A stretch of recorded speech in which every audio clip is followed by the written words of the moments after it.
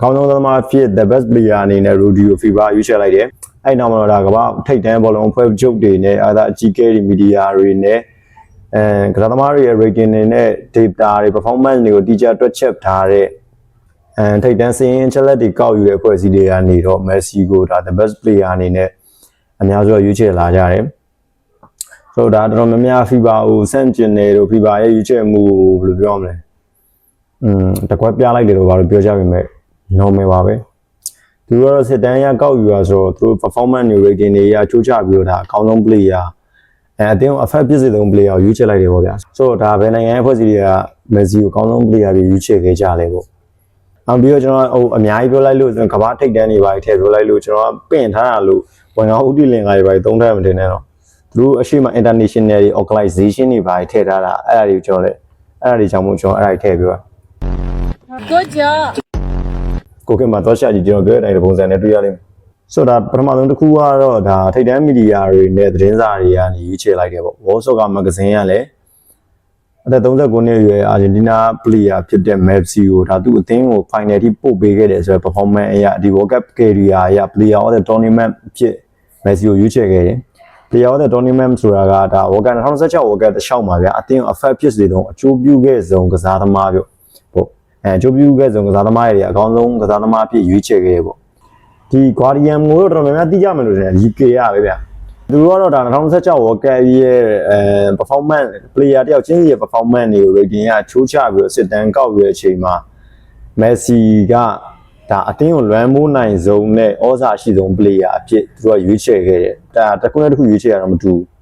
ဖောက်ဆော့ကတော့တော်တော်လေးလည်းသိမယ်လို့ထင်တယ်ဒီကောင်ကအားကစားနယ်ပယ်မှာတော်တော်လေးလူကျွန်တော်တို့တွေနဲ့ပို့ပြီးတော့ရင်းနှီးတဲ့အရာပေါ့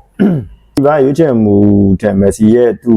ပွဲစဉ်လျှောက်ပြခဲ့တဲ့ performance တွေပြည့် rating တွေကပို့ပြီးတော့တာလွန်တယ်လို့ထင်လို့ဒီစုနဲ့ပို့ပြီးတော့ထိုက်တန်တဲ့အကြောင်းပေါ့ဆောင်းပါးတွေမှာသုံးသပ်ဖော်ပြခဲ့မျိုးရှိတော့ပြော sport ရဟိုတို့ကလည်းဒီလိုပဲ foul sport လိုပဲသူတို့သုံးသပ်ခဲ့ရင်ပြီးတော့ဒါ IFFH ရဲ့ official performance index ရပြန်လို့တစ်လျှောက်လုံးမှာ Messi ရတာရှစ်ဂိုးသွင်းလေးဂိုးဖန်ကြီးအားလုံးသိပါတယ်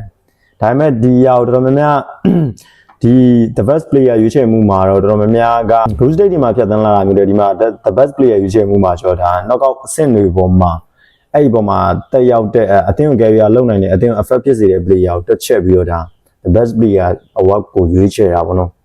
ဒီမှာ Messi ရဲ့ rating ကဒီ2016 World Cup မှာအားလုံးထက်အမြင့်ဆုံးမှာရှိနေတဲ့အတွက် Messi ကို the best player အနေနဲ့ရွေးချယ်ခဲ့တယ်ပေါ့ Messi က 8.3 ထိတောင်ရှိတယ်အဲ့နောက်မှာ3တလုံးပါရေးပြီးတော့နောက်တစ်ခုကတော့ Sofa score နဲ့ WHO score who score လို့လည်းခေါ်ပါတယ်ဆိုတော့သူတို့ကတော့ဒါပွဲစဉ်အလိုက်ဆိုရတယ်တပွဲချင်းစီရဲ့ rating တွေ performance တွေကိုတွက်ပြီးတော့အဲ့ပွဲစဉ်ပြီးတော့မှအဲ့ career တစ်လျှောက်လုံးမှာပြရတဲ့ performance တွေ rating ချပြတာမျိုးပေါ့ဒီပွဲစဉ်လိုက်ချက်လက်တွေသူတို့ချုံကြည့်ရဲ့အချိန်မှာ2016 World Cup ဒါ career တစ်လျှောက်လုံးမှာ Messi rating အမြင့်ဆုံးပထမနေရာကနေ top 1 player အဖြစ်တရားဝင်စစ်တမ်းထုတ်ယူထားတယ်ဒီဟာတော့ဒါ Play Store မှာလည်းဒီ app နှစ်ခုကသွားပြီးတော့ download ရတယ်အဲ့ app ထဲမှာသွားပြီးတော့ကြည့်လို့ရတယ်ဒီ rating တွေဟုတ်မဟုတ်ပေါ့ကျွန်တော်ညာရဖြစ်နေဦးဒါနောက်တစ်ခုကတော့ Opta Analyze ဒါတစ်ခုနဲ့တစ်ခုရွေးချယ်ရတာမတူဘူးပြကျွန်တော်ရွေးချယ်တာကတယောက်ဆိုရင်ဟိုဘက်ကရွေးချယ်ရတယ်တယောက်ဖြစ်မှာပဲ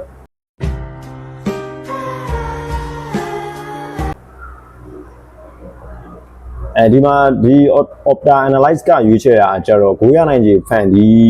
မှုအမြင့်မားဆုံး player ပေါ့ပြောချင်တာဗျာအတင်းကိုcontrol လုပ်တာ balance လုပ်တာတွေအပြင်အတင်းကို affect ဖြစ်စေတာတွေပြင်ဒါပြိုင် bright ရဲ့ area ဈေးတွေကိုပေါ့ပြိုင်မဲ့ box တွေကိုbig champ တွေကို create လုပ်ပေးနိုင်ဆုံး player ရယ် puzzle တွေ exit တွေလုပ်ပေးနိုင်တဲ့ player အဲ့ box ထဲမှာတစ်ဖက် area ထဲမှာပေါ့အခွင့်အရေးရှာဖွေနိုင်ဆုံးဖန်တီးပေးနိုင်ဆုံး player ကိုရွေးချယ်တာပေါ့သူကတော့ဒါ World Cup 8ပွဲကစားပြီးသူတို့ rating တွေတွက်ချက်မှုအရသူတို့စစ်တမ်းတွေအရ Messi အတင်း affect ဖြစ်စေခဲ့ဆုံး player တယောက်ဖြစ်လို့ဒါ Messi ကိုကောင်းဆုံးသမားဖြစ်ရွေးချယ်တယ်ပေါ့ Sky Sport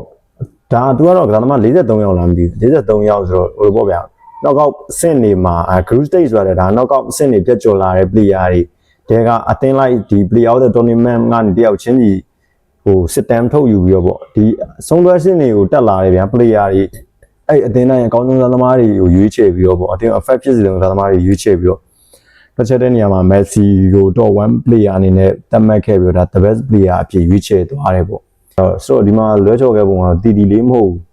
တောက်လျှောက်ကြီးကိုလွဲတာgolden ball ရှင်ပြိုင်မှုမှာ runner up ပြခဲ့တဲ့ Messi က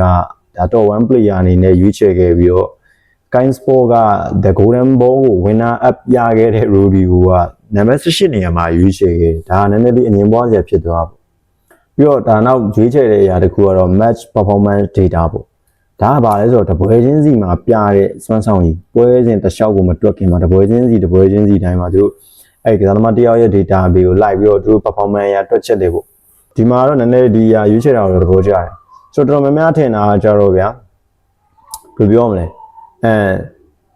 Team Trophy နဲ့ the best individual award ကိုတော်တော်လေးနားလည်မလွဲကြတယ်ဒါအများသောအားဖြင့်တော့ဟုတ်ပါတယ် trophy ရတဲ့ player က individual award ရတာလည်းများတယ်ဒါပေမဲ့ဒီ golden ball တို့ Ballon d'Or တို့မှာကအဲ့လိုမျိုးတူးချင်းဟိုအသင်းလိုက်အကောင်းဆုံးရွေးချယ်တယ်ဆိုတာတဲ့ the best player ကိုရွေးချယ်တာဗျာတင်မလား individual player ကိုရွေးချယ်တာဆိုတော့ individual အကောင်းဆုံး player ကို individual award ကိုပေးတာပြောချင်တာကအသင်းလိုက်ကောင်းတာနဲ့တော့မရဘူး individual စုကိုရခြင်းလို့ရှိရင် individual performance ကိုလည်းကောင်းကောင်းကြီးပြနိုင်ရတယ်ဆိုတော့သူတို့ရွေးချယ်ရတာဒါတပွဲချင်းစီတိုင်းမှာဒီအသင်းရဲ့တက်ရောက်ခြင်းစွမ်းဆောင်ရည်အပြနိုင်ဆုံး player ပေါ့အသင်းကိုအကျိုးရှိစေဆုံး player ကိုရွေးချယ်တယ်ဆိုတော့သူတို့ကဒါတော့ one player ဖြစ် Messi ကို the best player အနေနဲ့ရွေးချယ်ထားတယ်ဆိုတော့တပွဲချင်းစီဖြတ်ကျော်လာမှုကို final 10ပွဲတိရောက်သွားတဲ့ player တွေကနေသူတို့တောက်လျှောက်စီစစ်တယ်အဲ့အချိန်မှာတပွဲချင်းစီမှာ individual performance အပြနိုင်ဆုံးတဦးချင်းစွမ်းဆောင်ရည်မှာအပြည့်အဝပြထားနိုင်ဆုံး player ကိုပေါ့အတင်း effect ဖြစ်စေဆုံး player ကိုရွေးချယ်တဲ့အချိန်မှာ Messi ကိုတော့ one player အနေနဲ့ရွေးချယ်သွားတယ်Messi ကိုရွေးချယ်တဲ့အထဲမှာလည်း Messi ရဲ့အကောင်းဆုံးခြေစွမ်းကိုတော့ဒါ Algeria နဲ့ပွဲမှာအတွက်တွင်ခဲ့တဲ့ခြေစွမ်းကိုသူတို့ rating နေနဲ့အမြင့်ဆုံးသတ်မှတ်ထားတယ်ပေါ့ဂျွန်ဆန်တော့အဲ့ဘယ်မျိုးကျွန်တော်ကတော့ Egypt နဲ့ England ပွဲနှစ်ပွဲရဲ့တပွဲလို့ရွေးမယ်ထင်တယ်ဂျွန်ဆန်ပြောပါပြီးတော့ key attack matrix ကျွန်တော်ပြောရင်တော့ရွေးချက်တယောက်နဲ့တယောက်ရွေးချက်တာမတူဘူးလို့ဒါကိုရွေးရတဲ့သူရွေးရတဲ့လေဒါလွဲသွားနိုင်တယ်ဗျာဒီမှာ key attack matrix ကရွေးတာတော့တခုသူကဟို individual performance တွေကိုရွေးတာမှန်ပေမဲ့သူရွေးတာကျတော့ဒါဟိုဘယ်လိုပြောရမလဲဗျာလုံးဝကိုဘယ်လိုပြောမလဲ reserve တွေကို change လုပ်နိုင်တဲ့ player ဒါမှမဟုတ်လည်း reserve ကို support လုပ်နိုင်တဲ့ player ပေါ့ဒီပြိုင်ပွဲရဲ့ရလဒ်ကိုပြောင်းလဲနိုင်တဲ့ player ဒါမှမဟုတ်ပြိုင်ပွဲရဲ့အဲ့ရလဒ်ကိုပြောင်းလဲပေးဖို့ပံ့ပိုးနိုင်တဲ့ player မျိုးရွေးချယ်တာပေါ့ဆိုတော့ဒီပြိုင်ပွဲမှာ Messi ရဲ့8ဂိုးသွင်းပြီးတော့4ဂိုးထိဖန်တီးသွားတယ်ပြီးတော့ Vincent Create မှာလည်းဒီ World Cup career တစ်လျှောက်8ပွဲကစားပြီးမှ Messi ကအများဆုံးပေါ့ဆိုတော့ဒီအရာတွေမှာ Messi ကWorld Cup မှာဒီ3ခုလုံးမှာအများဆုံးက Messi ဖြစ်နေတယ်ပြီးတော့ dribbling တွေရောဒီဘက်18က area အတွင်းနဲ့တစ်ဖက်ရဲ့ပြိုင်ပွဲရဲ့ box တဲ့ဒီဘောလုံးကရလုံနိုင်တဲ့ player မှာလည်း Messi ကအများဆုံးဖြစ်သွားတဲ့အတွက်ဒီစစ်တမ်းတွေက key attack matrix ကတော့ Messi ကိုပဲ the best player အနေနဲ့ရွေးချယ်သွားတယ်ပေါ့အဲ့သူနဲ့အတူကတော့ဒီမှာတော့ပူးတွဲအနေနဲ့ MVP နဲ့သူနဲ့ဒီမှာတော့ပူးတွဲအနေနဲ့ MVP ရော Messi ရောပူးတွဲအနေနဲ့ရက်တည်သွားတယ်ပေါ့ top 1နေရာမှာတော့ဒါကျွန်တော်ဟိုလိုဘာမသိနဲ့ဘူးလို့ကိုလိုရှောက်ပြောနေရတဲ့ဆိုင်တော့ဒီကောင်တွေက rating နဲ့ metric တွေရတွက်သွားတာဆိုတော့မဆိုးပါဘူးဒါပေမဲ့ Sky Sport ကတွက်ချက်တဲ့အခြေအနေမှာgolden ball ရသွားတဲ့ Rodri ကtop 5 player တွေ top 3 player တွေတော့မပါဘဲနဲ့သူအဆင့်သတ်မှတ်ချက်မှာ18လောက်အထိဖြစ်သွားတာတော့နည်းနည်းလေးမြင်သွားကြဖြစ်သွားပါဗျာမန်ဂျူရိုဒီကတော်တော်ကောင်းတဲ့ player FIBA ကလား FIBA နဲ့ဂျားမာလာ Messi နဲ့ Rodri က final ထိရောက်သွားတဲ့အချိန်မှာသူနှစ်ယောက်က FIBA ရဲ့သားကောင်းတွေကိုသွားဖြစ်သွားတယ် final မရောက်ခင်မှာတော့ Messi ကအားလုံးရဲ့ပြင်းမဲ့ဖြစ်သွားပြီးတော့ FIBA World Cup ကန်ပြီးတဲ့နောက်မှာတော့ဒါ Rodri ပွဲပြီးသွားတဲ့အချိန်မှာ Rodri ကသားကောင်းဖြစ်သွားတယ်လို့ထင်တယ်ဒါအားသာကလောင်ရှင်တွေရောတော့ဒါအားသာကလောင်ရှင်တွေရောတော်တော်များများသုံးသပ်တဲ့တင်မှာ Rodri ကထိုက်တန်တဲ့ဒါပေမဲ့လည်းအဲ့လိုမျိုးမေးခွန်းတွေတန်တရားမေးခွန်းတွေရှိလာတာပေါ့ဒါပေမဲ့ Rodri ကလည်းကောင်းပါတယ်ကျွန်တော်ထင်တာလည်းဗျာသူတို့တွက်ချက်ပုံကွာသွားလို့ထင်တယ်ဒါသမား2ယောက်လုံးက sniper man နေပဲ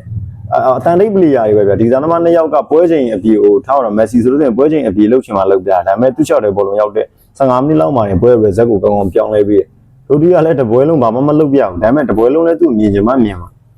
ပေမဲ့ရိုဒီထုတ်လိုက်လို့ရှိရင်အဲ့အတင်ကဘာဖြစ်သွားမလဲဆိုတော့အားလုံးသိတဲ့အတိုင်းပဲအဲ့လိုမျိုးဖြစ်သွားတာဆိုတော့မက်ဆီကတော့တိုက်စစ်ပိုင်းစွမ်းဆောင်ရင်းနဲ့အသင်းကိုအကျိုးပြုဆုံးကစားသမားအဖြစ်ဂိုးဖန်ဒီမျိုးတွေ pitch and create တွေ exit တွေလုပ်တဲ့ player ဆိုတော့ဒါတချို့ကလည်းဒါမက်ဆီကိုရလိုက်တယ်ပေါ့တစ်ဖက်မှာရိုဒီဘက်ကိုကြည့်လို့ရှိရင်ရိုဒီကဒါအသင်းကို control လုပ်နိုင်တယ် balance လုပ်နိုင်တယ်ဂိုးတွေ exit တွေမလုပ်နိုင်ပေမဲ့ဒီအသင်းကိုဒါသူဘယ်လိုပြောမလဲ defense role အထိပါကွင်းလယ်သမားတစ်ယောက်အနေနဲ့လိုက်ပြီးတော့ကစားပေးနိုင်တဲ့အတွက်